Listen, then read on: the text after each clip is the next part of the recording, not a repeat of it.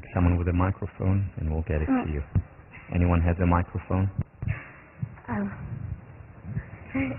Wait. Okay, I used to be the kind of person who ran away from my problems, and I used to try to ignore them until they went away. And I don't do that anymore, because I know that if I'm unhappy, the only person who can do something about it is me, and I need to make a change. And this class has given me all sorts of tools to do that. So thank you.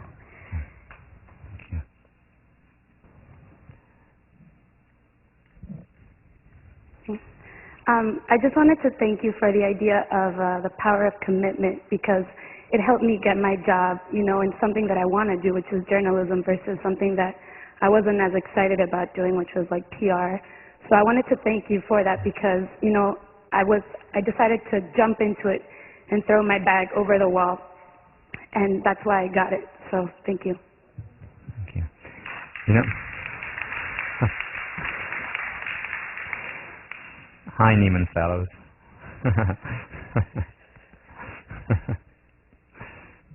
Yes. I remember that you talked about when you stretch a muscle, it gets stronger, and brought up the idea of the stretch zone. And I didn't realize how much stronger I would become when I stretched myself and did things that were things in my stretch zone and my panic zone. I just thank you, because I think this class has really been the roadmap a lot of us have needed to change and become happier. So thank you. Thank you. Good afternoon, everyone. I'd like to, first of all, say you're great. And, yeah.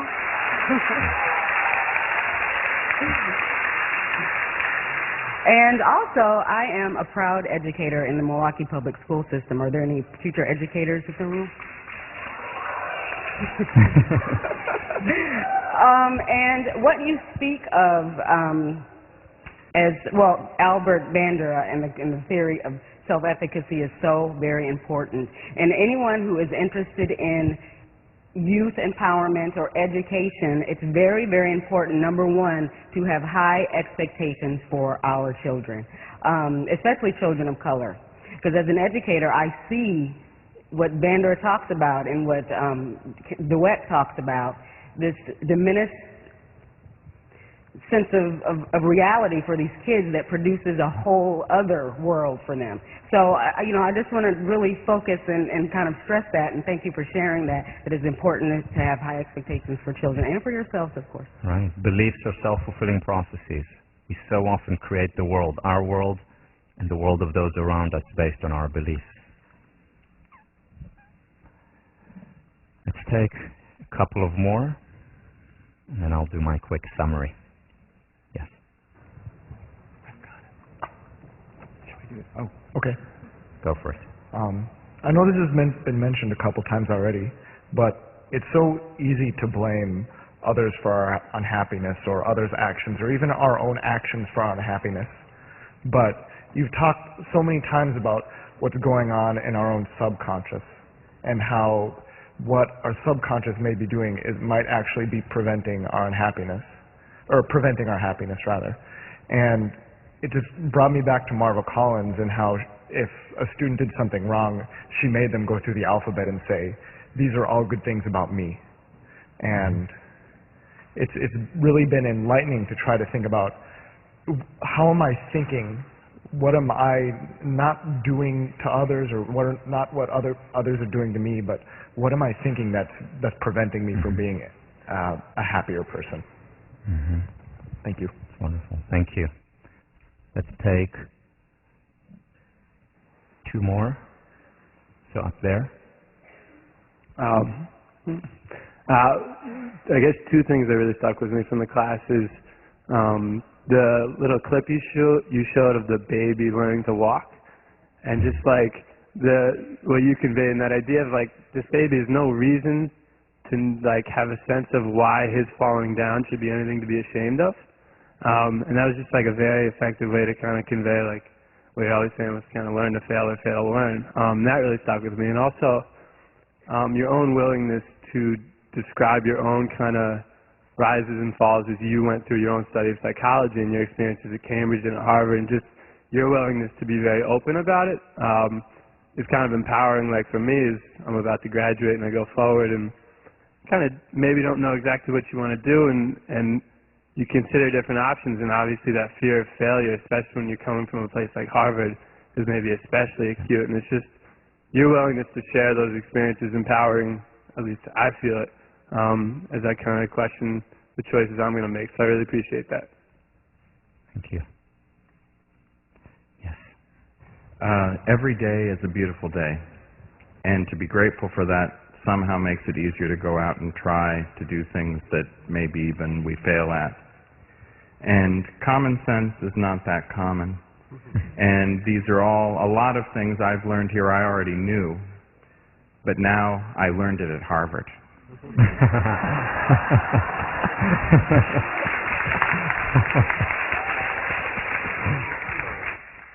Great. All right, let's take one more.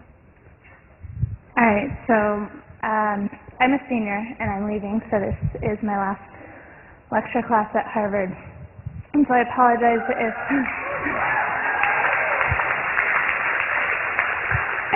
if this message seems a little more geared towards the undergrads in the class. One of the things that I'm very impressed with as a large lecture class is that it's so far-reaching as far as the number of people who want to take it and the diversity of the students in the class. But I guess the experience that I'd like to share is that I came into this class, admittedly, because I value honesty. I will say I took it because I thought it would be a nice complement to an otherwise difficult senior spring, and I thought, well, it'll be a nice class to have.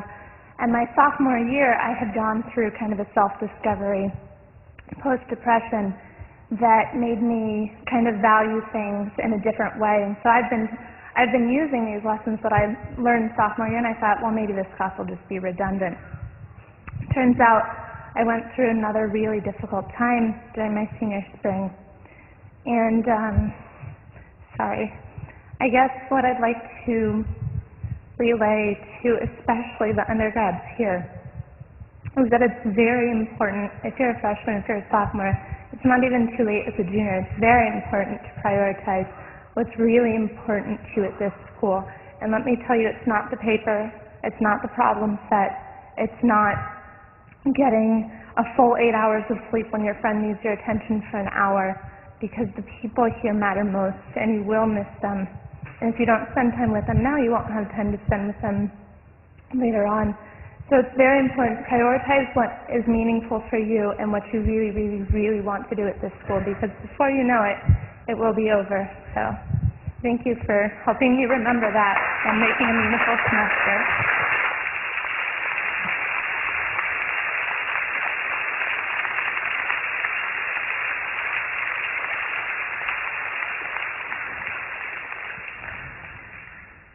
Thank you, thank you, thank you.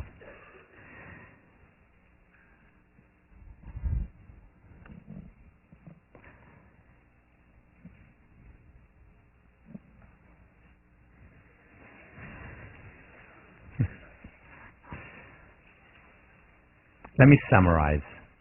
All of these things you've already mentioned before. These are not necessarily the most important. These are the ones that, for me, without looking back on my notes, came up. First, the questions that you ask. The questions that you ask will very often determine the quest that you take. And if we only ask the negative questions, such as why do so many of these individuals fail, then we won't see the potential for greatness that exists in each individual. If we only ask, well, how can my relationship be improved, then we will not see all the wonders and the treasures and the miracle that exists in the person next to us. We also need to ask the positive question, what is good about my relationship? What is great about my partner? What is wonderful about myself? What is meaningful to me? What is pleasurable to me? What am I good at? Questions start a quest. And the kind of quest that they start depends on the quality of the questions that we ask. The 4-minute mile. Beliefs create reality. Not only beliefs, but to a great extent, how we perceive reality is what actually comes true. Marva Collins believed in her students, believes in her students, and miracles happen. Those unteachable ones become extraordinary because of beliefs. Remember John Cotter's study, once again, about business school graduates. Two things distinguish the extraordinary from the rest. One was that they were always asking questions, always wanting to learn more, having that humbleness that's so important for growth and well-being and self-esteem. And second, they believed in themselves. They had confidence. They had the self-efficacy to succeed and to thrive. How do we improve the belief? By putting ourselves on the line, by coping, by taking risks, by showing ourselves that we can do it. Through visualization.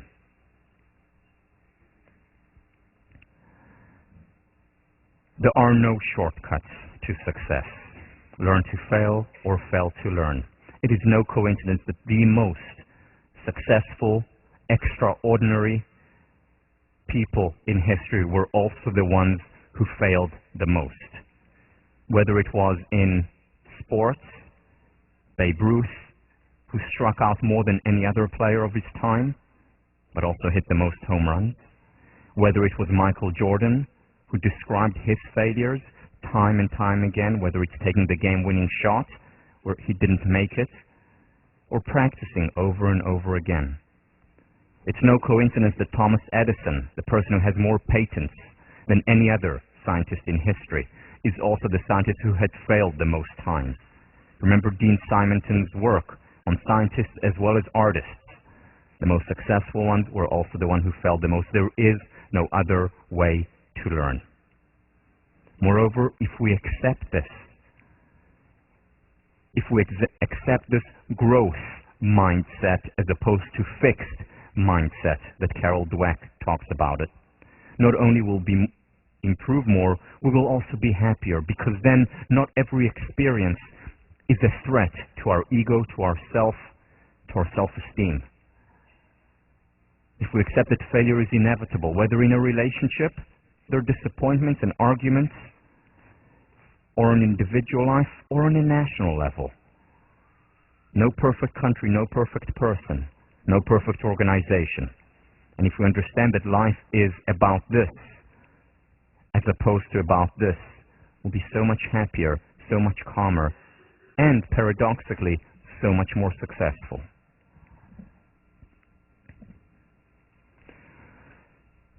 The permission to be human. There are two kinds of people who don't experience painful emotions.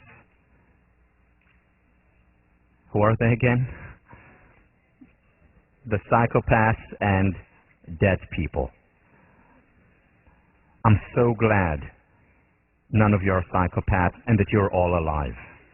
It makes the class so much better, so much safer.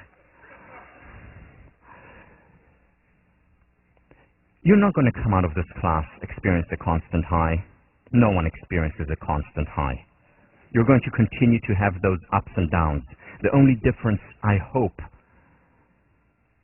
that you will experience now is that when you experience a painful emotion, you will look at it and say, oh, I'm human. It hurts. I wish it weren't that way. But I accept it just like you accept the law of gravity. Because the law of gravity is as much part of physical nature as painful emotions are part of human nature. Permission to be human. We talked about many interventions that work in this class. Most interventions don't work, as we've seen, whether it's with the Somerville study or others. Journaling works.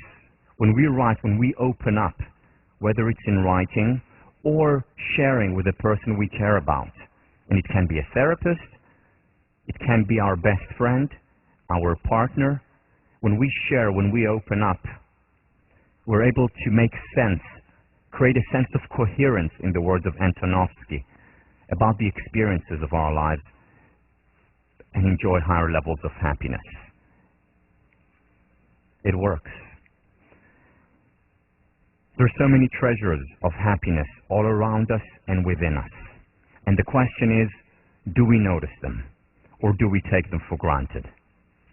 Remember the word appreciate. It has two meanings. One is to say thank you for something, which is a nice thing to do. Again, Cicero called gratitude the highest of virtues. It's a nice thing to be grateful. The second meaning is no less important. Appreciate means to grow. And when we appreciate the good in our lives, when we appreciate the good in our relationship, when we appreciate our partner, our friends, our classmates, when we appreciate our country, the good grows. Unfortunately, the opposite is also the case. When we don't appreciate, the good depreciates. There is no perfect relationship, no perfect person, no perfect country. The important thing, though, is to focus on what is working. Appreciate it so that it appreciates. So many people wonder why they're not happy, even though they have all the things that they want to in their lives. Why? Because there can be too much of a good thing. Remember my favorite piece of music? Whitney Houston, and I Will Always Love You. Straight 10. Second favorite, Beethoven's Ninth. 9.5. Play together, noise. Not 19.5, not 10, not 5. Noise. There can be too much of a good thing. Easier said than done to simplify, but remember that a much better predictor of well-being than material affluence is time affluence. Simplify, assert yourself, say no at times when it's appropriate. Find out what you really, really, really want to do with your life and do it.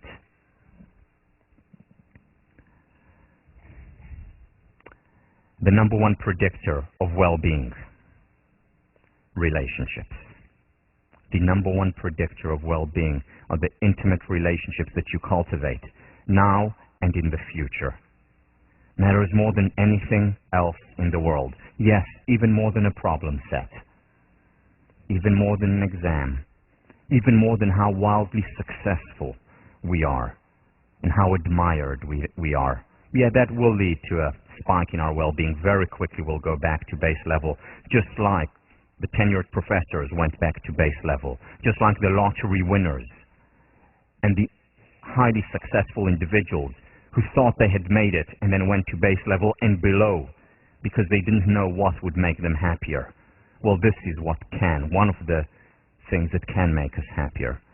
And to cultivate relationship means to invest in them, to put time into them, to share, to open up.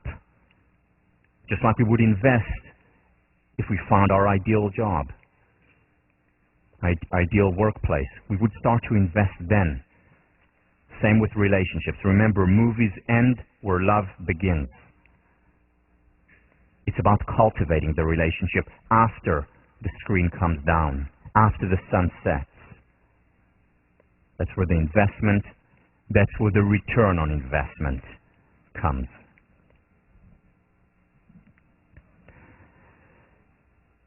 Our mind can take us only so far. You know, I know positive psychology pretty well. I apply everything that I talk about here. However, I really think that if I was not cognizant of the mind-body connection and applying the mind-body connection to my life, I would be far less happy than I am today. Why? Because I would be compromising on my base level, God-given, genes-given level of well-being. Because when we don't exercise, it's like taking a depressant.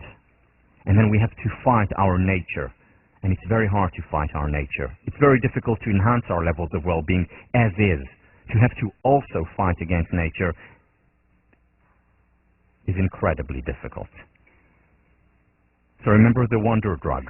Exercise at least 4 times a week for 30 minutes. If you can, if you're interested, do some form of yoga or mindful meditation, sitting meditation. If not, at the very least, breathe. Breathe deeply. A few times a day, 3 deep breaths can make a big difference. Now is not a bad time to do it. Sleep. When possible, 8 hours or somewhere around 8 hours a night of sleep. And touch. Hug, embrace. An underused sense, and so important.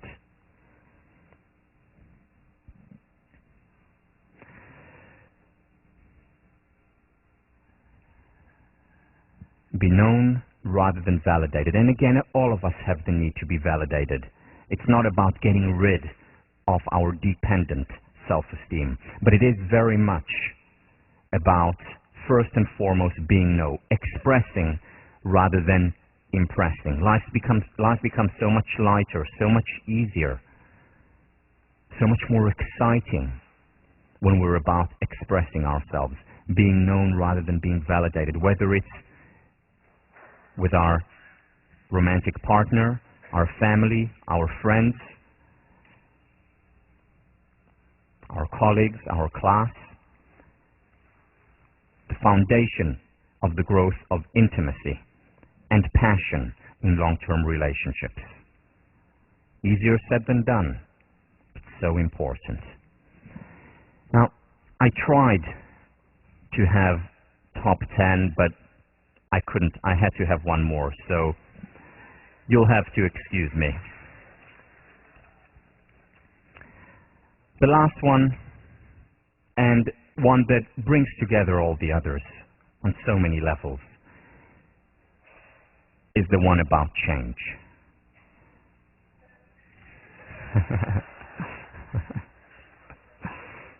Finally, right? You've been waiting the entire semester just for this. Well, it was worth the wait, I hope.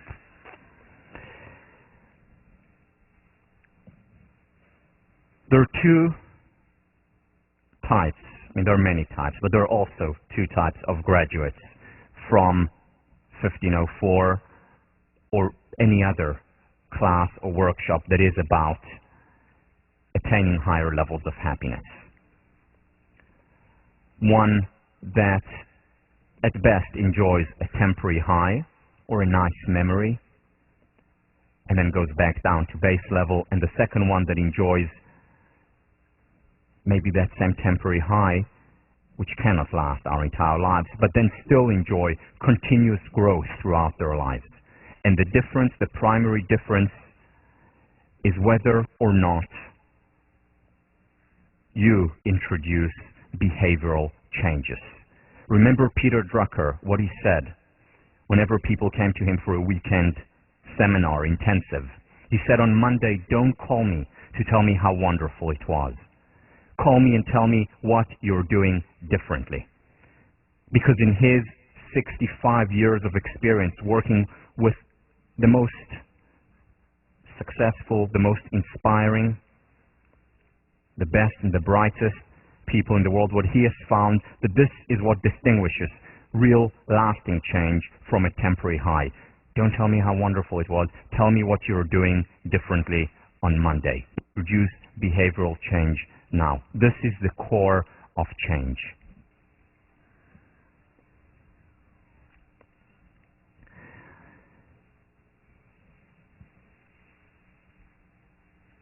What you learned in this class, hopefully, is only the beginning.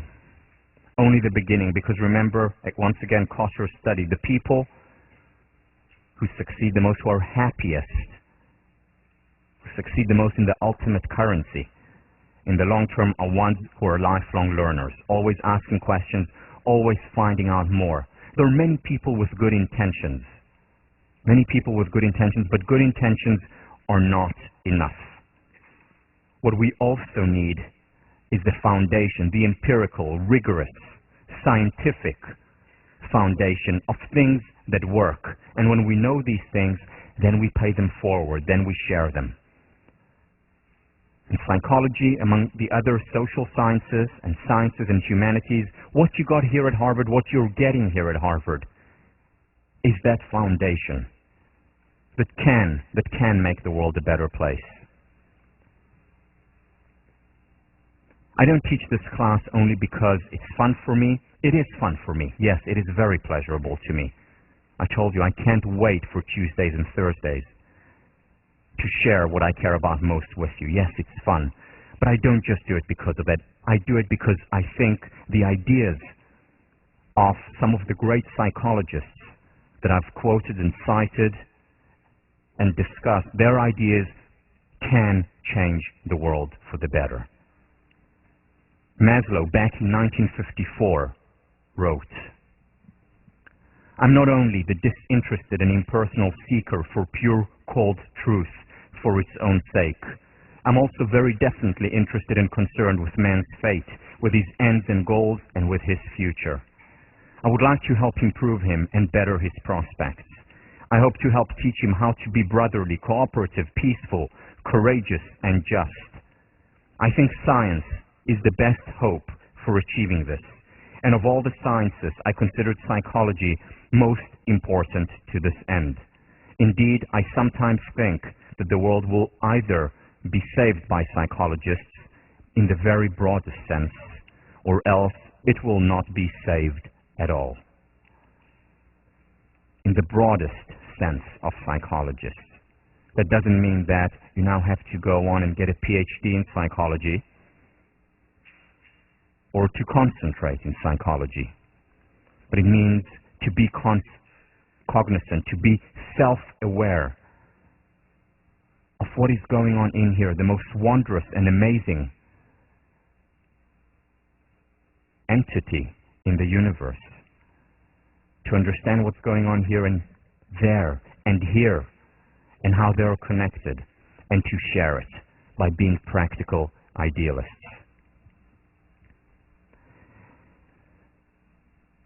And you can make a difference.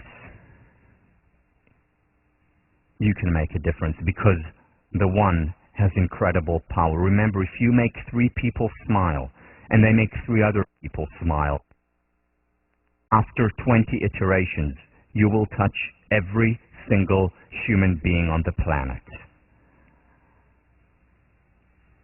Happiness is contagious.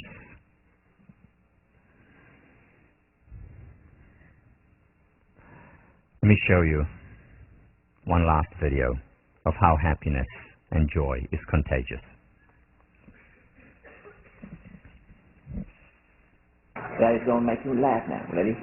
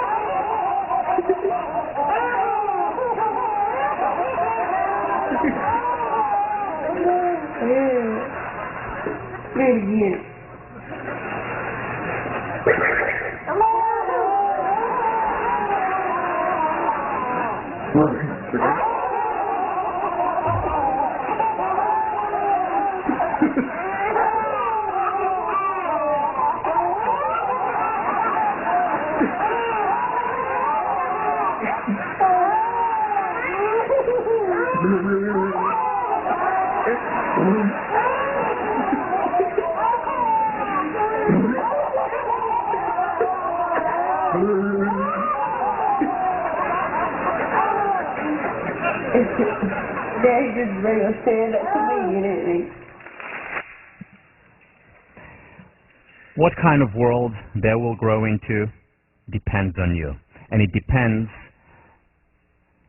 on whether or not you first and foremost take care of yourself.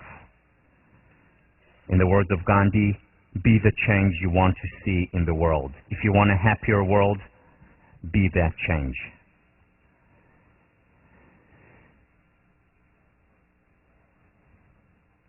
Oh, the places you will go. I would like to remind you that every time you go to a place, and very often you will fly to a place, that every time you go,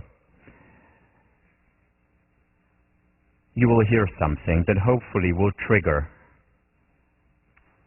hopefully will remind you how important it is to take care of yourself. Because to take care of others, you first and foremost need to take care of yourself. You know, when you fly, and the flight attendant says, in case of an emergency, and the oxygen mask comes down, first help yourself before you help others who need your help. Because that is the source, the foundation of the golden rule. It is the foundation of a better world, the ultimate currency. So each time you go to one of those wonderful places, exotic or otherwise, remember to simplify. Remember to take care of yourself. Remember to exercise. Remember to assert yourself and say no when appropriate. Remember to cultivate your relationships. Remember what it is that is really, really important for you in your life.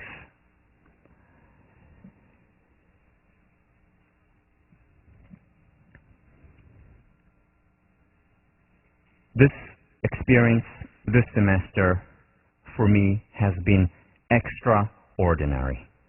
And it was made extraordinary, first, by the amazing teaching staff that we have. If you come up.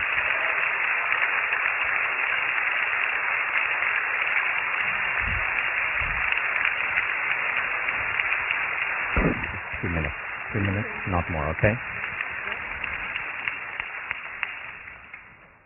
You have no idea what kind of work was going on behind the scenes.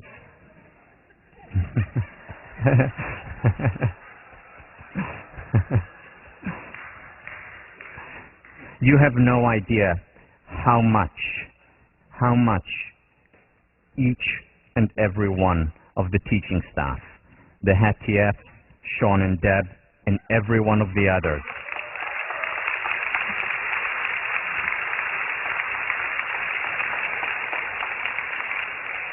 how much time they put into cultivating that relationship with you, how many hours they spent, how many mindful and heartful moments they spent.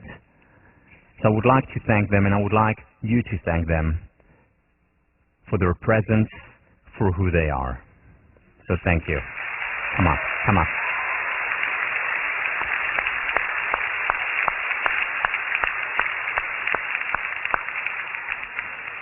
Sure. There's many jokes to be made, but we would like to give our TS a little token of our appreciation.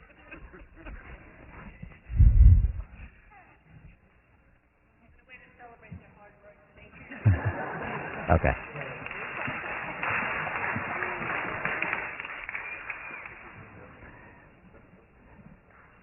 Do you want to say something? It's your turn. My turn. Thank you. Okay, quick.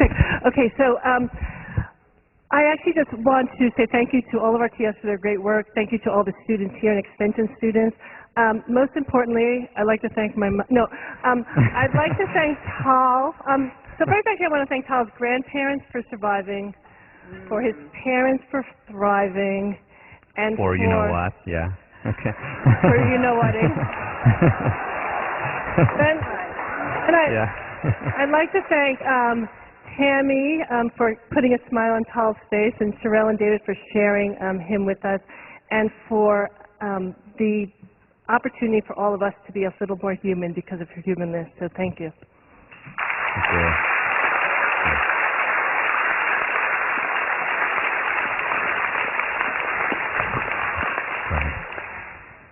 We're not the only ones who are intensely grateful to you. You've touched so many people here this semester, and always, but your students this semester often in thank you notes, and we've compiled them and found them for you for all the places you go to take with you. Thank you.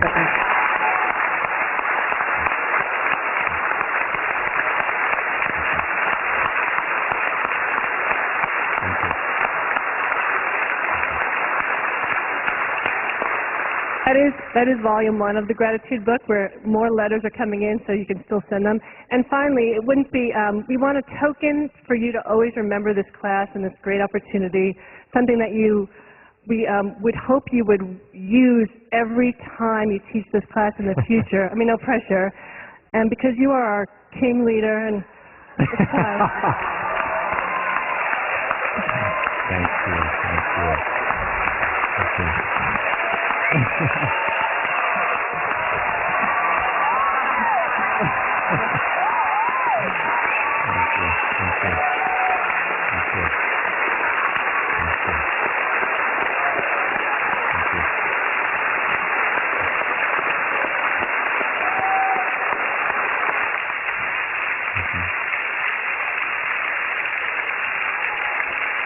Thank you. Just one more thing. One more. Thank you. Thank you so much. Just want to say 2 more things. I know we're over time. I'm really sorry. Well, 1 minute. I want to thank just a few other people. I would like to thank Barry Reed, sitting at the back.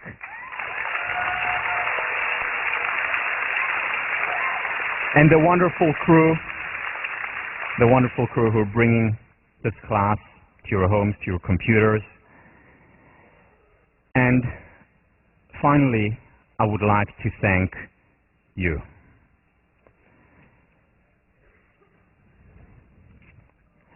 Each and every one of you is an entire world. A world in the making. In the making of this world. Your world, our world, a better place. So thank you, and take care. Take good care.